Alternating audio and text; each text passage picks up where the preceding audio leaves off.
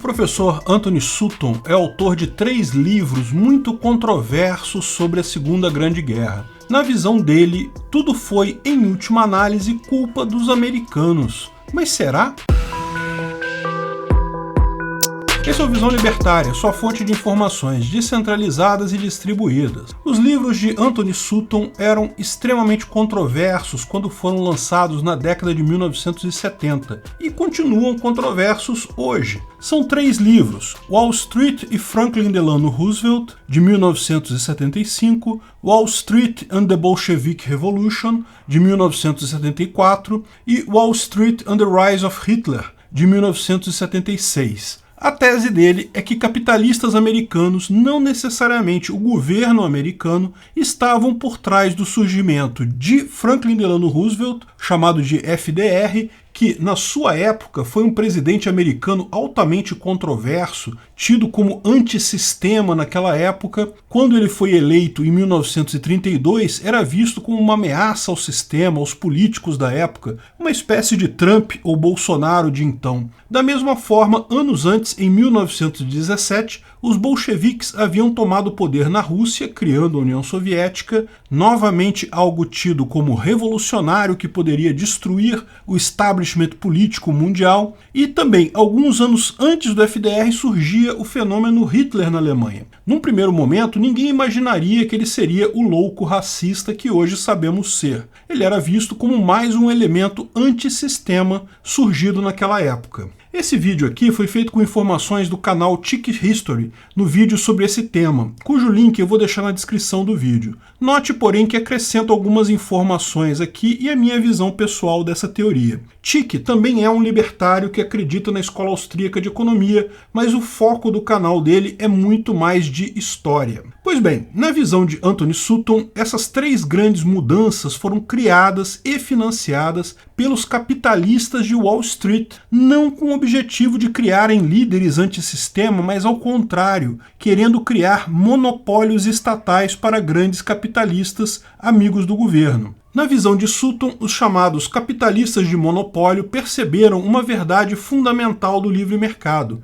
É impossível acumular muita riqueza no livre mercado. Você pode fazer um produto ou serviço muito bom e isso te dará vantagem no mercado por algum tempo, você vai ganhar dinheiro, mas inevitavelmente seus competidores criarão produtos e serviços igualmente bons e suas margens irão diminuir. Um capitalista monopolista, como ele descreve no livro, que nós chamaríamos hoje de capitalistas de compadrio, não querem ter todo esse esforço de inovar constantemente. Eles preferem um outro mecanismo muito mais simples para enriquecer. Depois que você se tornou um grande player no mercado, uma das principais empresas em algum mercado, você se reúne com os outros grandes players desse mercado e com os políticos e criam um monte de regras e regulamentos visando aumentar a, entre aspas, segurança do consumidor, diminuir os riscos da sociedade. Eu acrescentaria hoje proteger o clima do planeta, garantir a igualdade de gênero, enfim,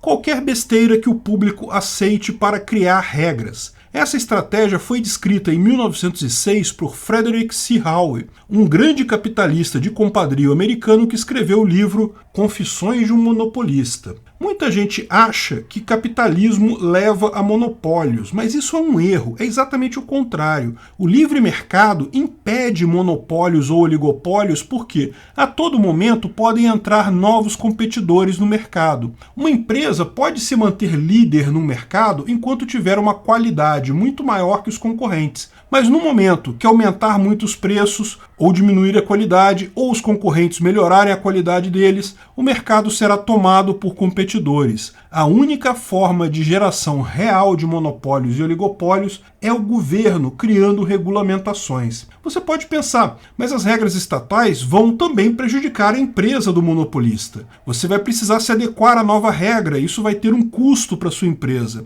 Mas você já tem uma grande operação no mercado. Aquela nova regra vai apenas requerer algum ajuste nas suas planilhas. Porém, para os competidores menores, para aqueles que estão iniciando no mercado, essa regulamentação é a morte. Ninguém vai mais conseguir competir contigo. Quem quiser entrar no mercado, vai ter que ter um bocado de dinheiro para investimento prévio para conseguir atender todas essas regulamentações. Então seriam só os seus amigos capitalistas de compadrio também. Então você vira monopolista ou oligopolista protegido pelo governo. E aí sim você consegue acumular riqueza de forma obscena. Então a visão dele é que esses capitalistas de compadrio, que ele indica como sendo Wall Street, desde o início do século XX, quando perceberam esse problema, começaram a tomar ações para garantir seus monopólios e oligopólios nos Estados Unidos e no resto do mundo. Essa é a turma de Wall Street que ele menciona que estaria por trás de tudo. Veja, a Rússia, sob Nicolau II, já vinha numa trajetória impressionante de industrialização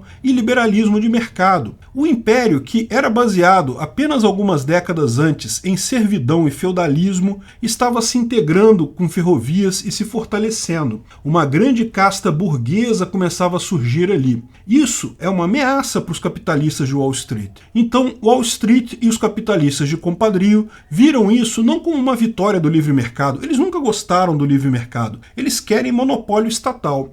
Quando os bolcheviques chegaram ao poder na Rússia, vários capitalistas americanos ofereceram ajuda, e os bolcheviques precisavam de ajuda. Eles haviam recém tomado o poder de um império que havia perdido a Primeira Grande Guerra e estava se desfacelando. Foi o dinheiro de Wall Street que ajudou os bolcheviques a conseguir manter o controle sobre a Rússia e assim criar um governo grande e controlador. Curiosamente, sem os grandes capitalistas, jamais teria havido um império comunista. Wall Street acreditava em comunismo? Lógico que não. Eles só não se importavam com isso. O que eles queriam era um mercado cativo, população que, devido à ordem estatal, só pudesse comprar de determinadas empresas estabelecidas pelo governo e só pudesse trabalhar em determinadas empresas estabelecidas pelo governo. E, de fato, durante o governo de Lenin, empresas americanas estavam entre as mais influentes na União Soviética. Nunca houve, de fato, inimizade entre capitalistas de compadrio e comunistas. Eles poderiam brigar ideologicamente em público, xingar um ao outro de burguês ou coisa do gênero, mas no privado ambos se ajudavam. De fato, até durante o auge da Guerra Fria, alguns empresários americanos sempre tiveram trânsito livre em Moscou. Ou seja, na visão dele, a União Soviética foi uma criação de Wall Street. Sem o dinheiro e apoio dos americanos, os revolucionários de 1917 jamais teriam conseguido se manter no poder. E, em troca, foram compensados com monopólios e contratos bem suculentos para eles. Só que Stalin não gostou da coisa e os monopolistas americanos descobriram, tarde demais, que o problema de confiar em governos autoritários no exterior é que esses governos podem se voltar contra você. Mas antes de perceberem esse erro, Wall Street ainda tentou 2 vezes a exata mesma jogada. A ascensão de Hitler na Alemanha sempre foi uma incógnita. Num cenário eleitoral dividido por grandes partidos comunistas e socialistas moderados, ele surgiu do nada e ganhou uma importância fundamental em poucos anos. A teoria de Sutton, novamente, é que foi outra aposta de Wall Street. Financiaram ele no momento que a Alemanha passava por uma grave crise econômica sem precedentes depois do fim da Primeira Guerra Mundial. Isso, de fato, levou à ascensão meteórica de Hitler. A ideia, tal como no comunismo, era um Estado altamente regulado, que acabaria favorecendo exatamente as grandes fortunas de Wall Street. Você pode alegar muitas diferenças entre o nazismo e o comunismo, mas não tem como negar que ambas as propostas, no início do século XX, incluíam um controle enorme do Estado sobre a economia. Quanto mais regulamentação, quanto mais monopólio, melhor para Wall Street. Finalmente, Wall Street também financiou FDR na presidência americana, um outsider com visões socialistas e nacionalistas que, da mesma forma, prometeu emplacar um monte de reformas para melhorar o nível de vida dos americanos após a grande crise de 1929. Ele foi o autor do New Deal, que, adivinha, era um grande programa de apoio a empresas americanas e regulamentações para evitar crashes como o de 1929. Por alguns anos, a proposta dos capitalistas de compadrio teria funcionado. Eles tinham monopólios na Europa, com a Alemanha, na Rússia, com os bolcheviques e até na América, com o FDR. Até que a coisa desandou porque ditadores são imprevisíveis e resolveram brigar entre eles na Segunda Grande Guerra. Apesar disso, pode-se dizer que Wall Street ganhou essa parada, porque mesmo depois de toda essa onda criada na época, hoje todos os países têm um grau de regulamentação do setor bancário, do setor produtivo, de vários setores muito mais rígidas do que antes da Segunda Grande Guerra. Eles ganharam no final das contas e até hoje aproveitam os lucros nababescos deste monopólio estatal. O ponto central dele é que, embora o comunismo e o socialismo e até a ideologia maluca do Hitler fossem posições extremamente ideológicas que convenciam muita gente na época, tudo isso, no final das contas, era financiado por pessoas que queriam meramente o controle estatal para garantir seus monopólios e, assim, o seu acúmulo de riqueza. E tem gente que acha que essa pauta verde que a gente está vendo acontecer hoje em dia não tem o exato mesmo propósito. O que não deixa de fazer muito sentido. Como sempre deixamos claro, o capitalismo do anarcocapitalismo refere-se ao livre mercado, à liberdade para ficar com seu próprio dinheiro. Capitalismo de compadrio, associação entre empresas e governos para usar a violência estatal contra a concorrência, é algo que leva exatamente ao socialismo, ao comunismo e coisas do gênero. A ideia de Sutton faz todo sentido, o que não quer dizer que aconteceu de fato. As evidências que ele apresenta nos livros são totalmente circunstanciais. Eu não acredito que tenha havido tal planejamento. Na prática, ficou de fora da visão do Sutton o interesse dos governos em si. Ninguém questiona que capitalistas de compadrio são ruins e podem ser responsáveis pelos piores males do mundo, como o nazismo e o comunismo, mas da mesma forma o governo tem uma grande participação e interesse nisso. Não fosse a população acreditar que governos podem resolver problemas, nada disso teria acontecido. Governos são apenas máquinas para uso de violência para roubo de dinheiro da população. Nada além disso.